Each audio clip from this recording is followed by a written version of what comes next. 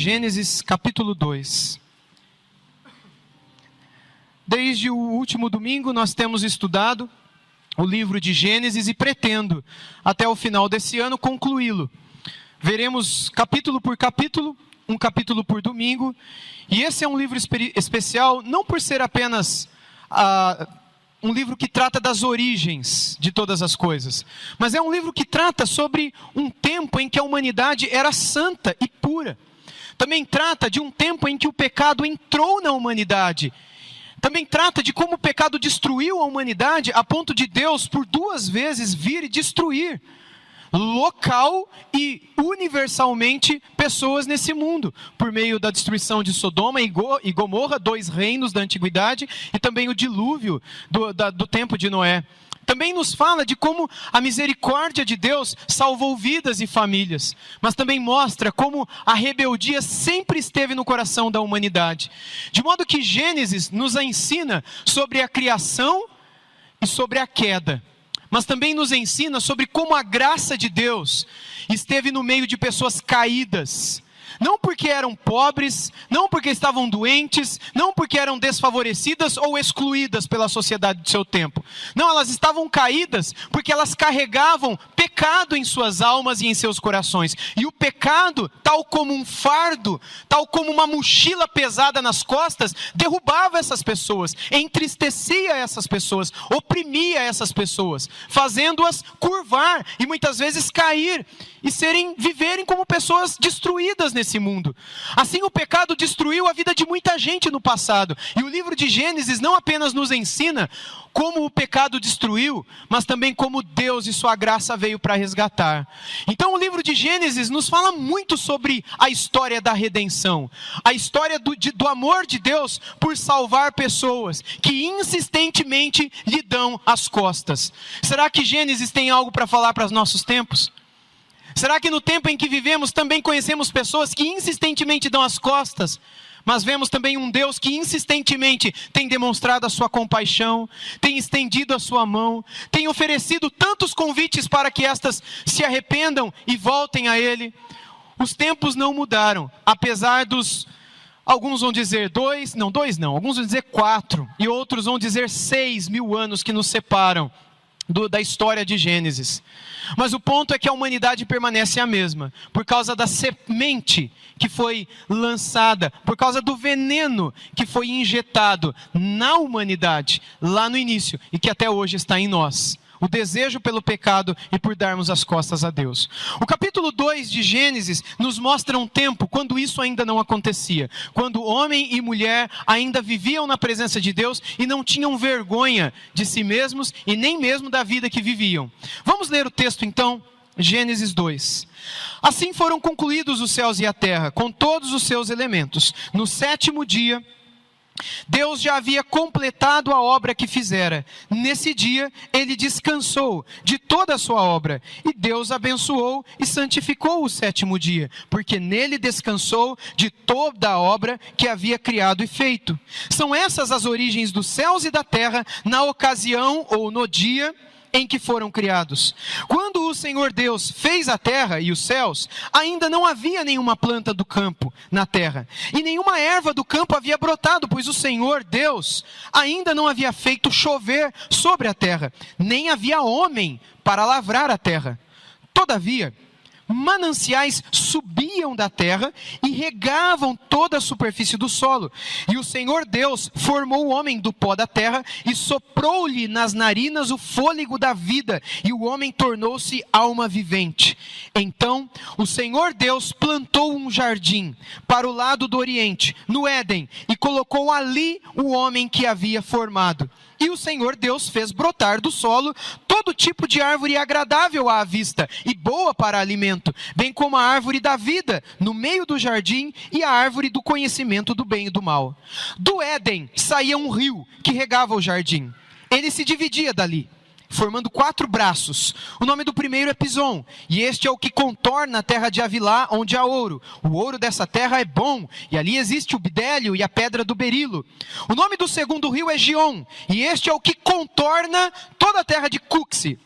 O nome do terceiro rio é Tigre, E este é o que corre pelo oriente da Assíria. Esse rio existe até hoje. O quarto rio é o Eufrates, que também existe até hoje, não é? E o Senhor Deus tomou o homem e o colocou no jardim do Éden, para que o homem o cultivasse e guardasse. Então o Senhor Deus ordenou ao homem: podes comer livremente de qualquer árvore do jardim, mas não comerás da árvore do conhecimento do bem e do mal, porque no dia em que dela comeres, com certeza morrerás. Disse mais o Senhor Deus: não é bom que o homem esteja só. Eu lhe farei uma ajudadora, para que lhe seja adequada. E o Senhor formou da terra todos os animais do campo, todas as aves do céu, e os trouxe ao homem, para ver como lhes chamaria.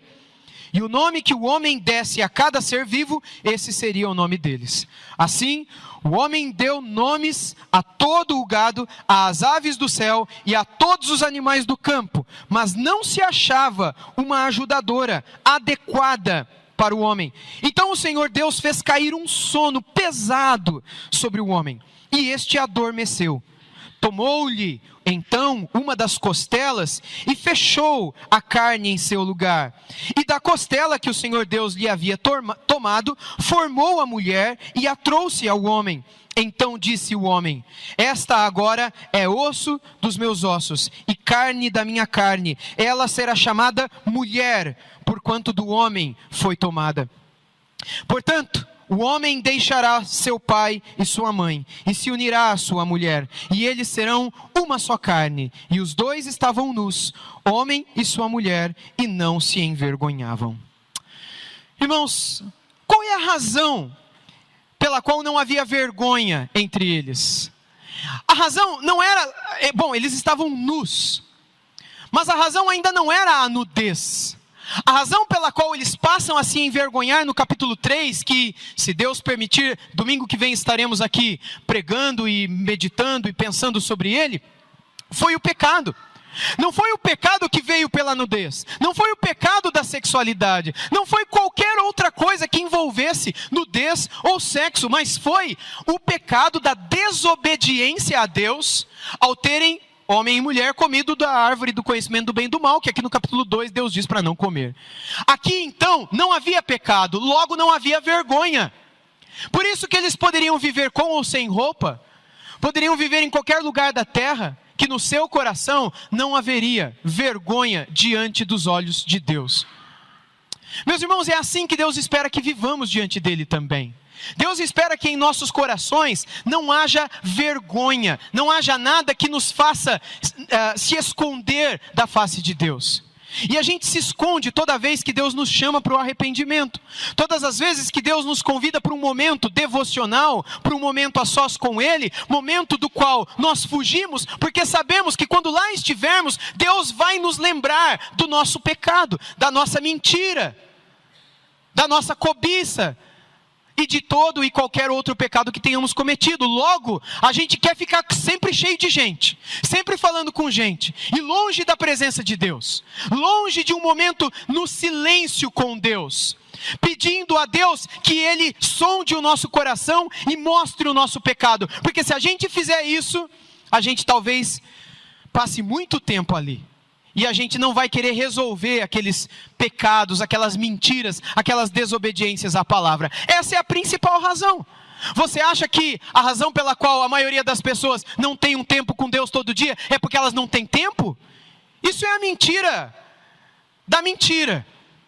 Porque todo mundo tem tempo para comer, todo mundo tem tempo para fazer xixi, todo mundo tem tempo para tirar uma soneca, todo mundo tem tempo para fazer hora extra, todo mundo tem tempo para tudo que é menos importante do que aquele que é tudo de mais importante. Logo, não faz sentido você dizer que não tem tempo para Deus.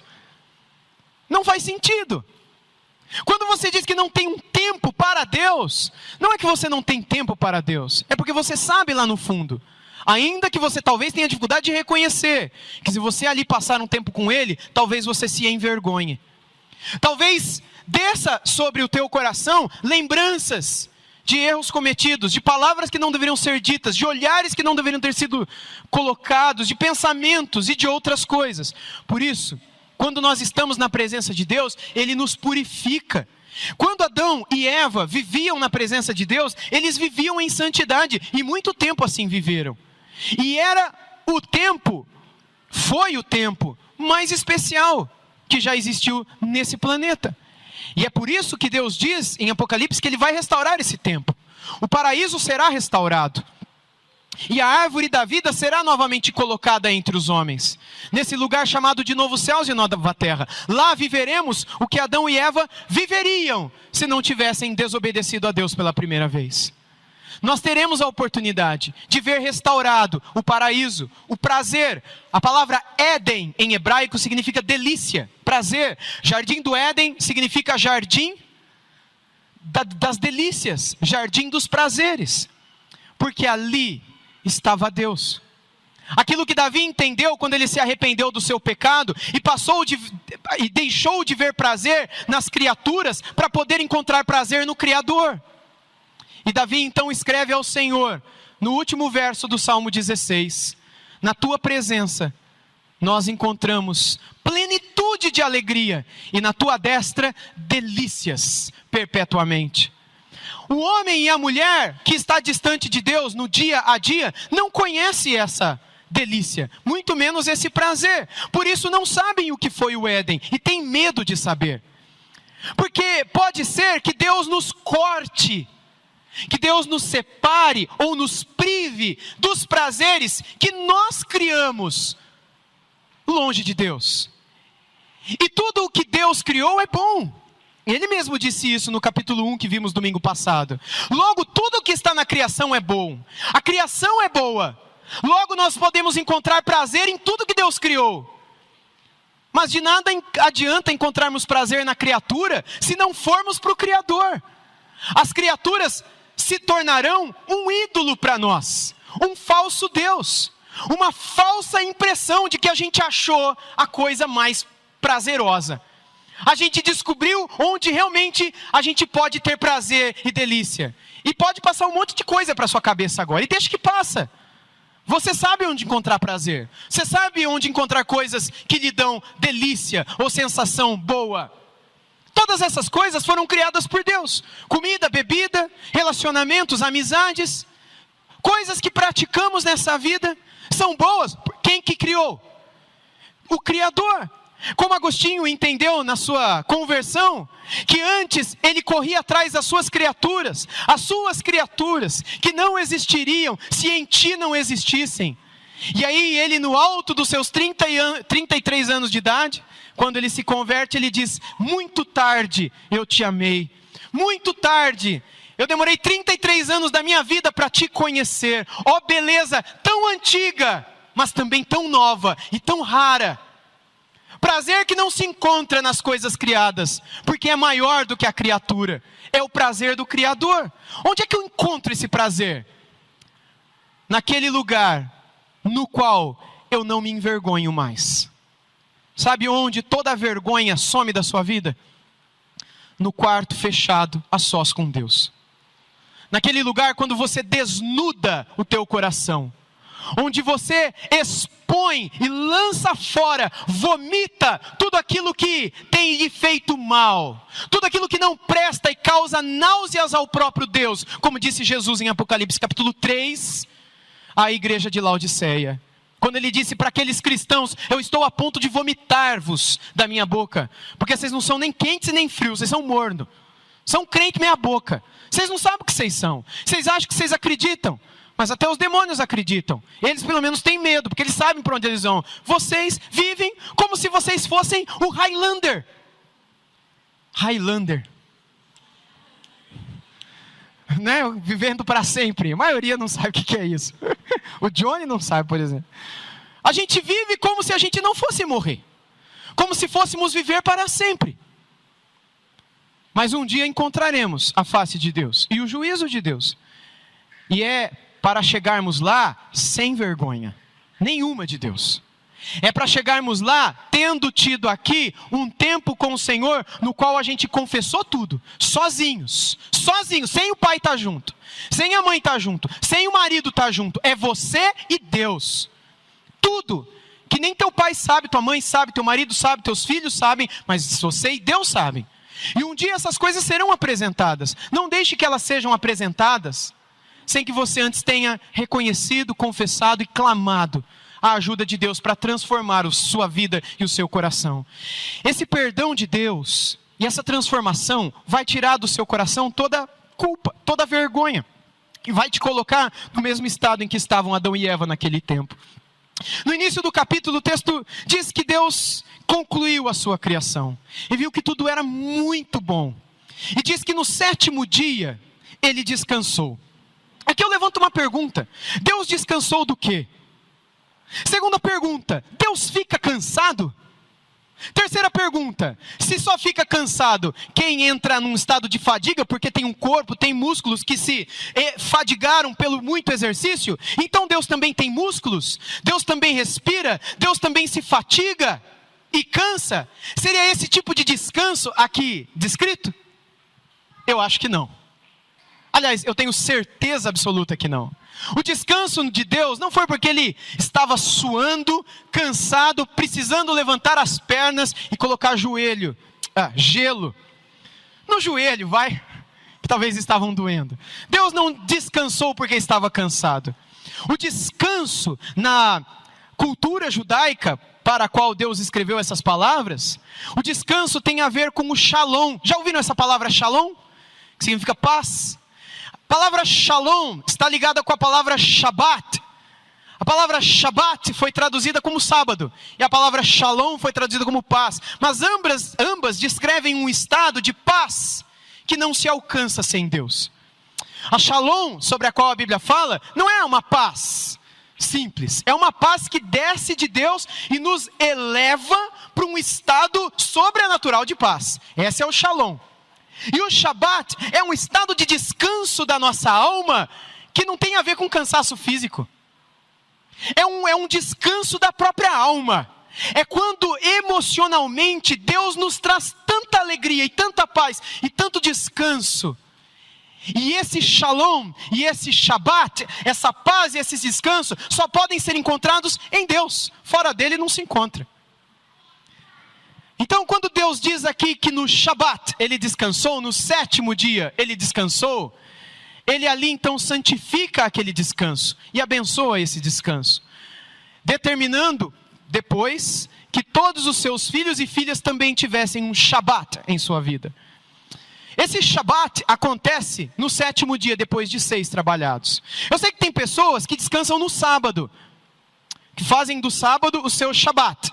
Mas para descansarem no sábado, eles têm que ter trabalhado no domingo, porque senão não vai com o bíblico. Porque trabalha 6 e descansa o 7º, vocês estão me entendendo? Se eu trabalho de segunda a sexta e descanso sábado e domingo, eu não estou agindo biblicamente. E o Shabat do Antigo Testamento não tem nada a ver com o sábado dos nossos dias.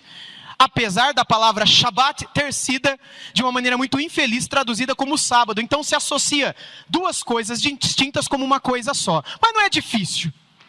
Se eu falar, obrigado Daniel, eu posso dizer duas coisas com isso.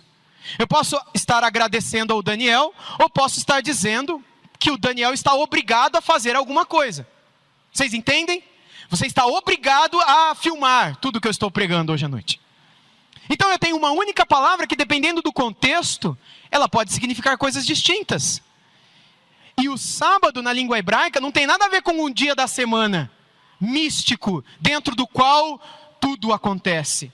O sábado dentro da literatura hebraica tem a ver com o dia em que você e eu, depois de 6 dias trabalhados, descansamos na presença de Deus. Não adianta você trabalhar também de segunda a sábado e no domingo ficar vendo televisão o dia inteiro. Ficar jogando bola o dia inteiro. Ficar comendo que nem um porco o dia inteiro. Hoje é o descanso do Senhor, o dia do Senhor, eu não trabalho. Isso não é o Shabat. Isso não é o descanso. O descanso é o descanso em Deus. É o encontro de sua alma com a alma do Criador, na qual você não apenas encontrará prazer e delícia, mas também descanso. E Deus abençoou. E Deus santificou. E todos aqueles que se encontram com Deus precisam em suas vidas separarem um dia assim também. Logo depois, do verso 4 em diante, o Senhor Deus vai nos ensinar algumas coisas sobre a própria criação. Ele vai dar mais detalhes sobre a origem dos céus e da terra. Porque no capítulo 1 ele diz de um modo um pouco geral, mas aqui ele dá uns detalhes. Por exemplo, no verso 5 ele diz que antes havia uma massa de terra, sem nenhum verde, nenhuma planta. Tenta imaginar comigo isso. Havia água, mares e rios, e havia uma massa de terra, uma massa. Não sei como era essa massa, mas tenta imaginar essa massa, não tinha nenhuma grama, nada verde. E o texto mesmo diz que não havia porque não havia chovido ainda. E no verso 6 diz que uma espécie de manancial subia, uma espécie de vapor subia e começava a regar a terra. Tenta imaginar isso. Era assim no início. E é nesse contexto que você está imaginando aí, porque você está ligado comigo aqui, que Deus pega desse barro e forma o homem, do pó da terra. É curioso, não é? Porque Gênesis 1 descreve a criação dos vegetais e das plantas no 3º dia. E dos peixes e das aves no 5º dia. E o homem vem apenas no 6º dia, quando ele é criado, não é? Então eu não sei se é naquela localidade, eu não sei se Deus quer descrever para nós como era antes das plantas e vegetações, peixes e aves serem criadas, para que então ele tirasse daquele porção de barro um pouco para formar o homem com as suas próprias mãos, eu não sei. Mas é interessante que Deus nos descreve todas essas coisas a fim de que saibamos que nós não fomos feitos pela palavra da sua boca, nós fomos feitos pelas suas próprias mãos. E isso faz toda a diferença. Pode deixar o Rafa passar aqui, não tem problema, viu? Só que não fica olhando para o Rafael, olha para mim. Mas deixa ele. E essa é a diferença, meus irmãos. Por que Deus destaca isso para Moisés e para todo o seu povo? Tudo mais ele criou pela palavra. Ele disse, haja e se fez. Por que ele não fez assim com o homem? Por que ele não disse, haja um homem? Por que ele não disse, exista a mulher? A diferença é que Deus colocaria no homem e na mulher as suas próprias mãos, a sua própria imagem e a sua própria semelhança. E Deus faria com o homem e com a mulher algo que ele não fez com nenhuma das criaturas. Ele soprou nas narinas desse casal o fôlego da vida. A palavra hebraica é ruach, que é o Espírito Santo, é o próprio Espírito de Deus. E então, o homem e mulher se tornaram, é outra palavra hebraica, nefesh, se tornaram uma alma vivente. Porque entrou o Espírito, existiu a alma. Logo, mediante esse texto, alma e espírito são uma coisa só. Que são chamadas, dependendo do contexto, por um nome, dependendo do contexto, por outro nome. Quem é que coloca isso em nós? Quem é que coloca a alma em nós? Quem é que coloca o Espírito em nós? Indivisíveis, como descreve o livro de Hebreus. Quem é que coloca em nós essa parte imaterial, sem a qual nós morremos? E que na verdade, segundo os hebreus do Antigo Testamento, também não podem ser separadas do próprio corpo do homem. Aqueles que já estudaram um pouco mais de doutrina, talvez estudaram a dicotomia e a tricotomia, que são doutrinas que tentem separar o homem, né? É só corpo e espírito e alma, né? Corpo, espírito e alma, tricotomia. Ou parte material e parte imaterial, sendo a parte imaterial, alma e espírito, em duas partes. Interessante que quando a gente estuda o Antigo Testamento, e não essas doutrinas, a gente vê que não tinha nem dicotomia nem tricotomia, era uma coisa só, inseparável. Os judeus não acreditavam nesse tipo de coisa que hoje se prega por aí. Para eles, o alma e corpo e espírito estavam unidos e não podiam ser separados. A psicologia descobriu isso recentemente com a expressão psicossomatismo, não é? Quando a gente, enfim, tem algum problema na nossa alma e isso acaba afetando o corpo. Você vai no médico, o médico fala, você não tem nada. É um problema emocional. Mas como é que um problema emocional afeta a tua coluna? Dores na cabeça, desarranjos intestinais, alergias no corpo e até câncer. Como é que isso vem de coisas emocionais? Porque somos, os judeus chamavam, uma unidade essencial. Uma coisa afeta a outra. E quando Deus tira o espírito, o pó volta à terra como era. E o espírito volta a Deus que o deu. E a alma? A alma fica vagando por esse mundo. Não, a alma volta junto, porque alma e espírito são uma coisa só. Aqui então, quem coloca isso no ser humano é o próprio Deus. Mostrando então como nós somos aquilo que Davi descreveu no Salmo 8, a coroa da criação do Senhor Deus.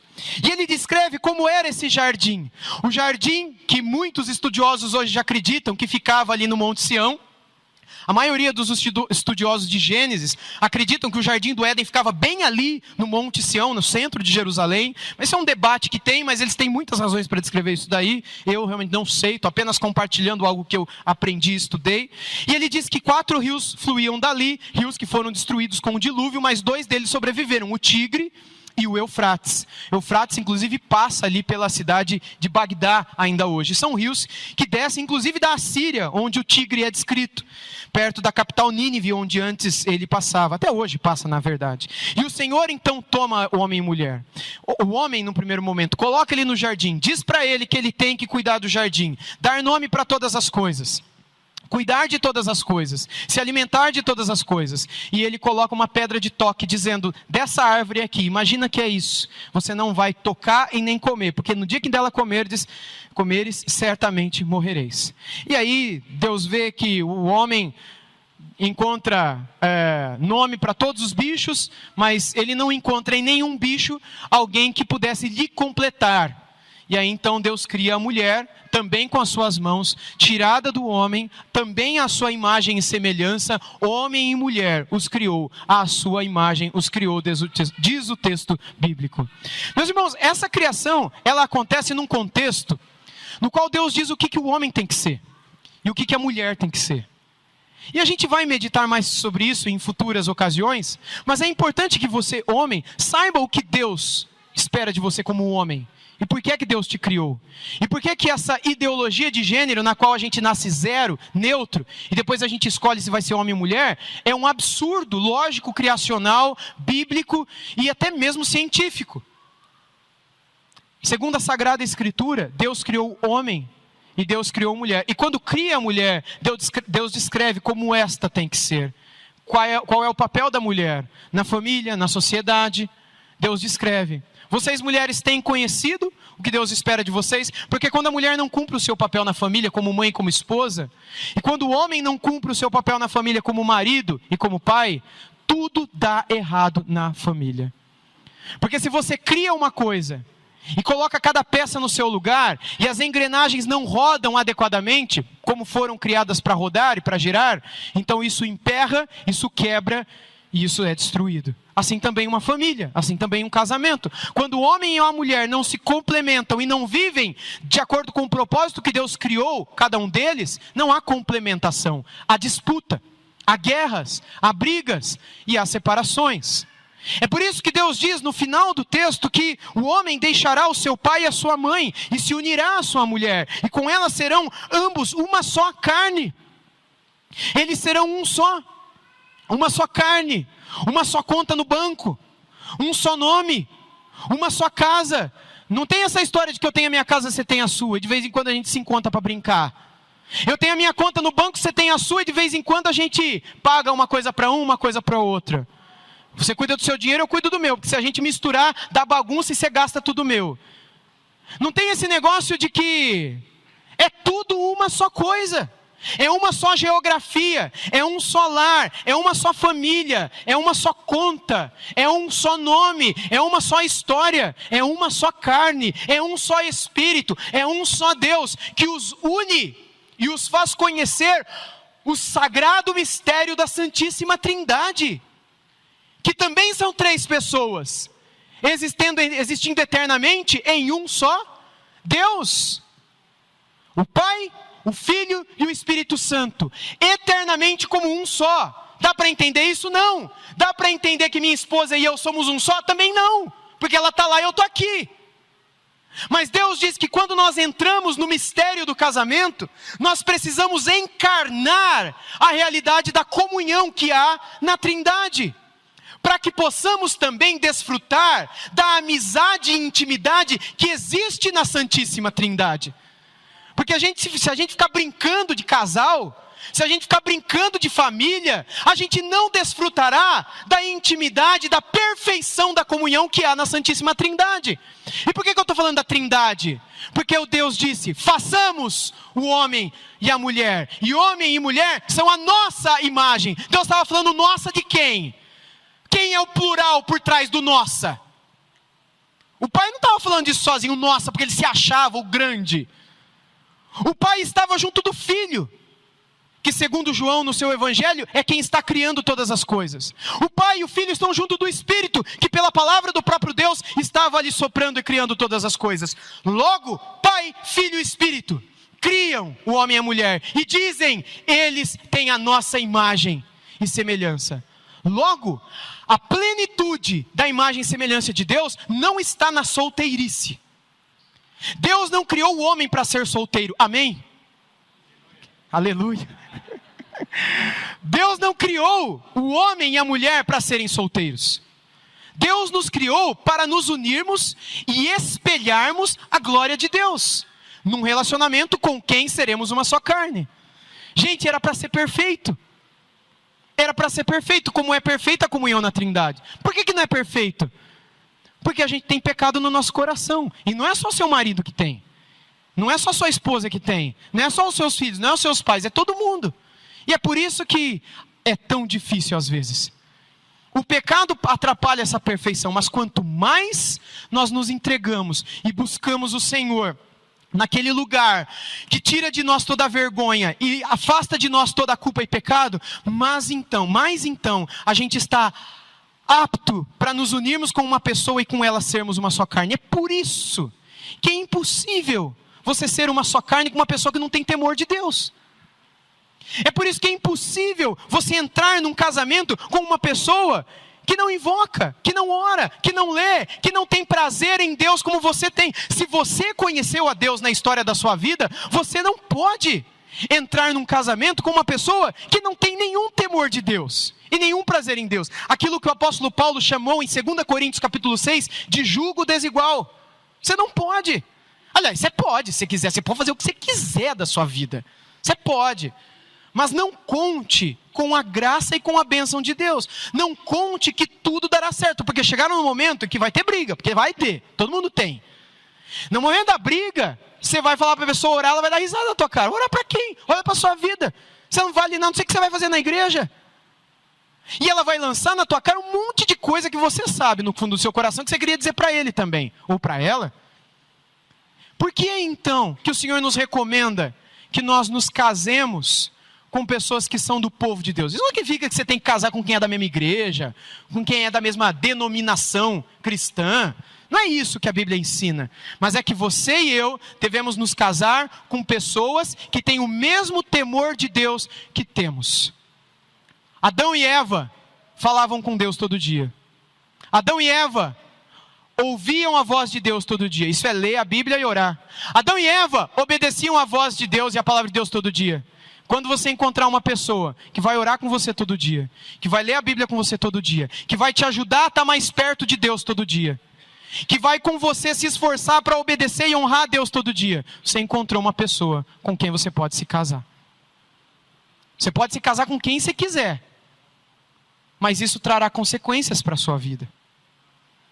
O texto bíblico nos ensina então que o casamento criado por Deus é esse casamento no qual homem e mulher, formados pelas mãos de Deus, estão em santidade diante da sua face. E diante da sua face se alegram juntos e sofrem juntos. A parte do sofrimento é só domingo que vem. Porque a parte do sofrimento só entra quando entra o pecado. Então volta domingo que vem. Volta domingo que vem. Porque eu quero mostrar para vocês como no capítulo 3 o pecado entrou e dividiu até aqueles que antes em santidade buscavam a Deus. Eu encerro dizendo para vocês, antecipando um pouco daquilo que eu vou dizer, permitindo o nosso Deus no domingo que vem, que muitos de nós nos encontramos com o Senhor em situações diferentes da nossa vida. Há casais de namorados, casais já casados ou casais de noivos, que conheceram o Senhor num período da sua vida em que não dá mais para voltar e viver e fazer isso daqui. É o que é agora. O que eu faço então? Só há uma coisa a ser feita. E essa coisa está bem descrita lá no livro de Paulo aos Coríntios, no primeiro livro, no capítulo 7, quando ele diz que aquele que está casado com uma pessoa deve orar por essa pessoa e não se separar dessa pessoa. E Pedro também escreveu, principalmente aos maridos, que não suportam a mulher e que querem mandar ela para muito longe, que esses maridos têm que orar por essas mulheres. Porque se eles não fizerem isso, as orações deles não serão ouvidas por Deus. Isso é pesado, né, gente? Homem que não ora pela sua família é um homem que não adianta nem orar por qualquer outra coisa. Você não ora pela sua esposa e não vive com ela uma vida comum no lar, você não adianta orar. Não porque eu estou dizendo, eu sou apenas um mensageiro da palavra. A palavra de Deus nos ensina que maridos que não oram pelas suas esposas não devem orar por mais nada. Nós devemos viver como homens, e o texto do Gênesis 2 fala sobre casamento, a vida comum, da onde? Vocês nunca leram 1 Pedro? A vida comum do lar com a nossa esposa. Devemos com ela dividirmos os fardos do lar, como o vaso mais frágil, diz lá 1 Pedro. E com ela dividirmos o coração, dividirmos a casa, dividirmos a cama, dividirmos a conta no banco, dividirmos aquilo que é bom e aquilo que às vezes não é muito bom, porque somos uma só carne. Se queremos viver nos propósitos de Deus, devemos nos unir totalmente, para que a graça de Deus seja derramada sobre nós. Quando é que eu posso me separar da Rosana? Quando é que Deus me dá paz e descanso? Quando a Rosana morrer? Quando a Rosana me abandonar? Ou quando a Rosana me trair? Se ela não fizer isso, ou eu não fizer isso por ela, eu não posso deixá-la, ela não pode me deixar. Por mais que o meu coração queira. E ainda que viermos a fazer coisas ruins um ao outro, traição, abandono ou morte, ainda que viermos a fazer, Jesus ensinou em Mateus 19 que a primeira coisa que se espera de nós é o perdão e a restauração. Mas se não, pela dureza do nosso coração nos é permitido a separação, mas somente nessa condição. E isso não nos autoriza a um novo casamento, a menos que seja nessa e naquela situação. A gente vai falar mais sobre isso mais para frente. Então, irmãos, é muito importante que antes de nós, maridos, olharmos pela nossa família, orarmos pela nossa família, que a gente saiba o que Deus quer da nossa família. Porque foi Ele que criou a família. Foi Ele que criou o marido. E se eu estiver fazendo tudo errado, eu preciso primeiro me corrigir. Mesma coisa para as esposas. Para que depois, então, dentro do meu papel, dentro da minha função, eu viva para a glória de Deus e espere os resultados disso no meu casamento. A bênção de Deus será derramada, porque foi prometida em Gênesis 12. A vontade de Deus, irmãos, a vontade de Deus, Gênesis 12, é ver abençoadas todas as famílias da terra. E todas, não são só as famílias dos certinhos, só as famílias dos que estão com a vida em ordem diante de Deus. Todas, são todas. Quando em Gênesis 12 Deus diz que Ele quer abençoar todas, Ele quer abençoar a sua família. Ele quer mudar a sua família. E aquilo que Ele vê que está trincado, Ele quer restaurar. Aquilo que está destruído, Ele quer renovar. Aquilo que está doente, Ele quer curar. Porque família é importante para Deus. Foi Deus quem criou. E no final de tudo, é Ele quem vai restaurar. Por que você acha que Ele nos chama de sua noiva? Por que Israel era chamado de sua esposa? Por que na vinda de Cristo vai ter um casamento? Porque família está dentro desse contexto que nasce na mente, na intenção de Deus e que permanece na história. E eu termino com uma última pergunta retórica, só para você pensar. Por que você acha que a esfera na sociedade mais atacada pelo diabo é justamente a família? Por que você acha que as pessoas, ou a esfera, ou a entidade, sei lá que nome dá para isso, dentro de uma sociedade mais oprimida e na qual nós mais encontramos batalhas espirituais, é a família? Porque o diabo sabe que quando Deus começa a tratar e a restaurar ali, tudo mais pode acontecer. É a partir dali que um avivamento, por exemplo, nasce e começa. Quando famílias se unem, pessoas com uma história legal ou com uma história muito triste dentro de seus lares e famílias. Eu sei que tem algumas igrejas, algumas religiões que dizem que se você fez alguma coisa errada no seu passado, casamento, adultério, acabou para você, já era.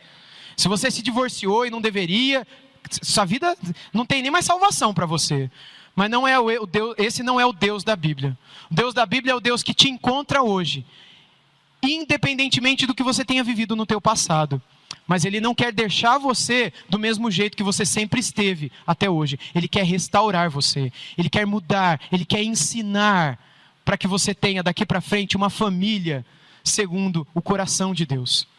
Uma família restaurada e abençoada como essa daqui. Porque Deus quer abençoar todas as famílias da terra, inclusive a sua. Que Deus possa abençoar as nossas famílias. As que já existem e as que um dia existirão. Porque Deus não nos criou para solteirice. Deus nos criou para sermos família. Que Deus nos abençoe e continue a nos guardar para a sua glória. Amém?